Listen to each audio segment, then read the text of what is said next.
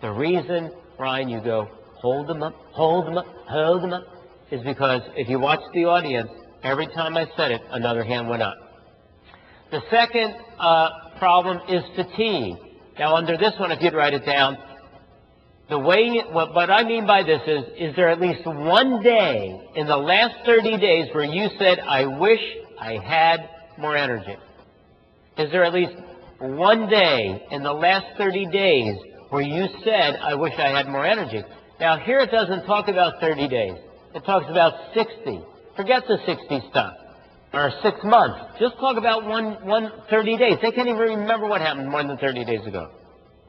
So if you had any time in the last 30 days where you went, I wish I had more energy, you handle getting their hands up, Brian.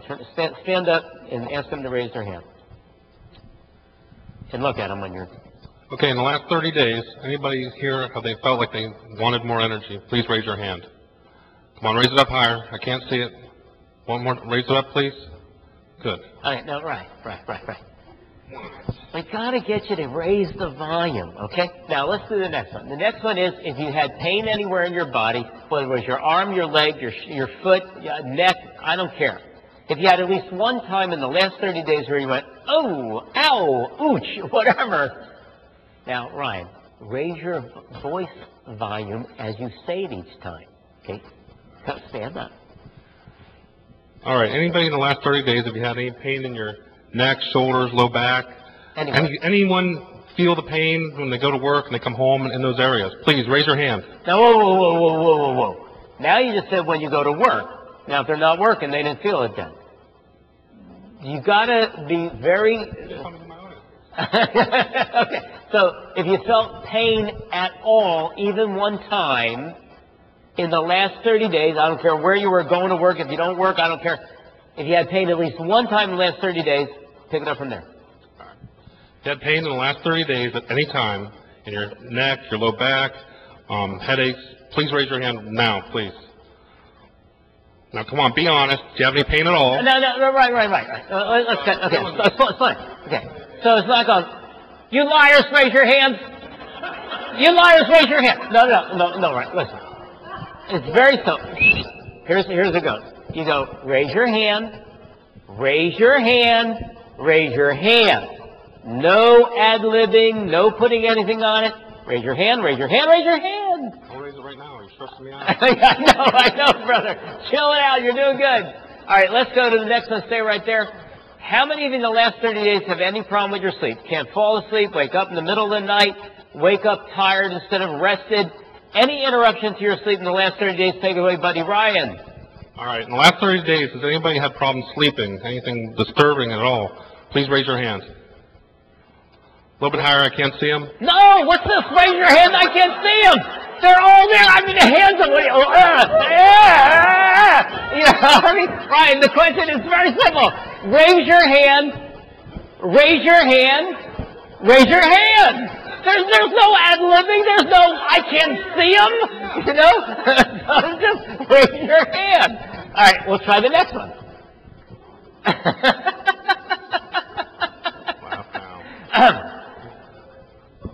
Digestive problems. If you have diarrhea. No, I'm teasing. You don't do that. You don't do that. I was just teasing. Yeah, there they go. It's the Poopy Brothers. All right, now. But all I want you to do is just follow me. You go, raise your hand, raise your hand, raise your hand. So we'll even go back to saying. So if you've had a headache in the last 30 days, even once, take it away. If you had a headache the last 30 days, please raise your hand. Raise your hand. Raise your hand. The man, he's the man. I like you, Ryan. Okay, anyway, he goes, I killed a little Jew at the break. All right, now, once you go through the whole survey, oh, by the way, let's go back and make a note. You stop the survey after sinus trouble. In other words, you don't go on and the rest of them you just go check the box. You don't have to. The hand-raising stuff ends after at sinus trouble. Write it down. Sinus trouble, no more hand-raising. From then on in, they just check the box. All right. Now, the survey is done. Mike, you remember this from years ago. We haven't really changed it. We just got a little bit better organized on it because we actually put it on the slide set so you don't forget it. So here's how this part goes. Do you need me to do something in the back room? Do we have someone who needs to be a new patient? Okay. Anyway, stay with me. How many of you in the audience here today had at least one of these symptoms? Or let's see, what's that? If you do, let me, do you have more? Okay. How many of you had more than one of the symptoms that we asked you to raise your hand on? Just raise your hand if you have more than one. All right. So, then you know that'll be 80% of the crowd. Now, this is the key to getting new ones. This is called the show-up step.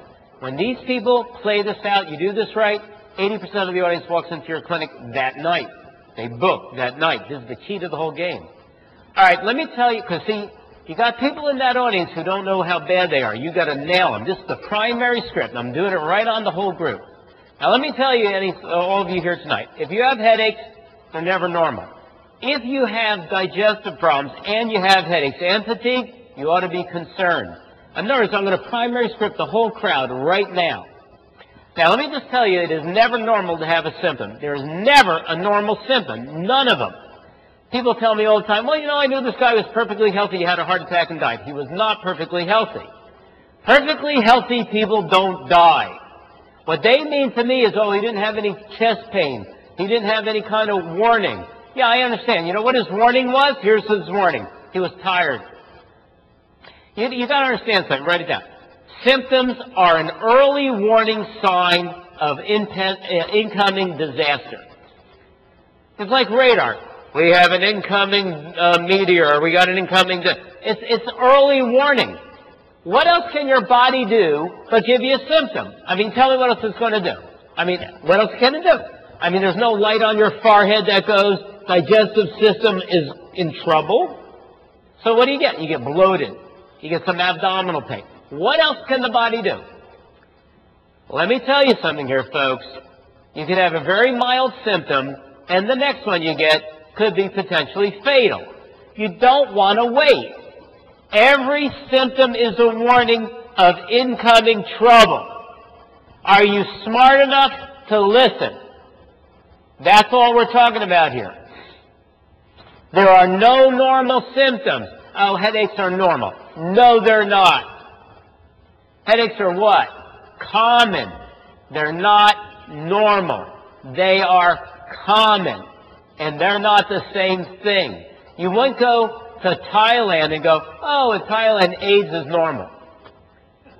It's not normal. It's common. You wouldn't say that, oh, look at him. He's abnormal. He doesn't have AIDS. You wouldn't send him to a doctor. Oh, you're abnormal. You've got to go see a doctor. Normal is being healthy. Anything else is abnormal. Now, people take better care of their car than their own body. Write this down. If you were born and you were told you're getting one car, you get one car. You're born, you get one car. Dean, in your case, we're going to give you a BMW. You're a lucky guy. Mike, you get a Yugo. That's all you get. Steve, one car. You get one car. Not two cars, one car. Raise your hand if you would take good care of it. You have only one car for life. Breaks down. You ride bicycles from here on in, folks. We are in a culture, one car, that's it, for your whole life. You would take care of it. Why? Because you could not get around without it. People take better care of their cars than their bodies, and you cannot replace your body. You cannot turn it in. You cannot sell it. Well, we could discuss that later. You ain't getting rid of this body. You better take care of the one you got before it's too late. Today you have two choices. Two choices, Gloria, as to what you're going to do about your health. You could do nothing. You could say, I'm not changing anything. I'm going to eat the same. I'm going to see the same old doctors. I'm going to just do everything the same. Or tonight, you could decide to change. If you don't change, you'll remain the same. But if you decide tonight to change, you could have a whole new future. It's your decision. You're going to stay the same, or are you going to change? Now, if I could show you today, this is called the close. If I can show you today how to get rid of your problems naturally and affordably, would you do it? This is the close, right? If I can show you today how to get rid of your problems naturally and affordably, Steve, would you do it? And if the answer to this question is yes, then I do want to know by getting a show of hands. And I'm not going to ask you to raise your hands too much more, but I do want it to this one. Would you change if it was natural and affordable and make your body healthier? Raise your hand if you would. Raise your hands. Raise them up. Raise them up. Now, here's the deal. All the hands that go up on that question become your new ones. It's almost like you take photos, and at the end, there'll be the ones going to the table. Now, if you are a public speaker, which I am, you will ultimately experience negative people. Raise your hand if you ever did a talk and there was someone there negative. Remember it, Dean? Now, we call these people vampires because they will try to suck out your energy. A good public speaker ignores them. Do not focus on them. They will suck you dry. You're doing this great talk and you're looking around the audience, and there in the back row is this.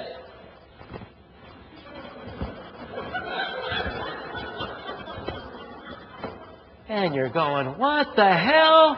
Who is that back there? What are they doing? And you look and I go, what is that Wooten doing there? I can't believe he's giving me the high sign. And so you focus on him. Bad move. You don't try to convert the negatives. You let them die. You concentrate on the people who are smiling and laughing, or they will drain you. Leave the bad people alone. Never take a question during a talk. Somebody's going, it's bad news. It's always bad news. You never know. My sister went to a chiropractor and killed her. Ha!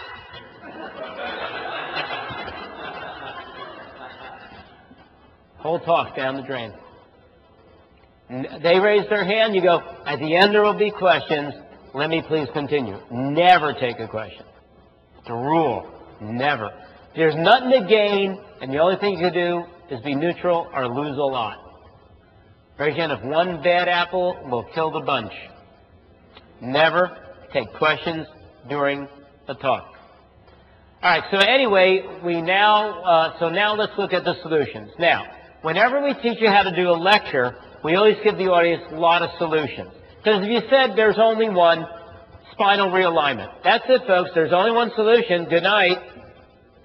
They would all feel ripped off. You got to give them a multiple solutions, one of which is, of course, what I do, you see, so they don't feel that it was just there to rip, especially with corporations. If you went in there and said there's only one answer to all these problems, chiropractic care, you'll never go back. They'll never invite you. You got to be holistic. You got to be giving. You got to give them answers, little helpful things to do. And of course, they're all going to sign up anyway. 4 ways to reduce stress include, 1, stop eating things that hurt your adrenal glands. Stay away from stimulants, coffee, tobacco, and sugar. So, you're giving them some helpful hints. Now, this is a graph of sugar consumption in America, or in the world. If you go back to 500 AD, we were eating 0 pounds of sugar annually. Around 1000 AD, we went up to around 20 pounds of sugar a year. And now we come up to the year 2000, and we're consuming 149 pounds of sugar per person a year.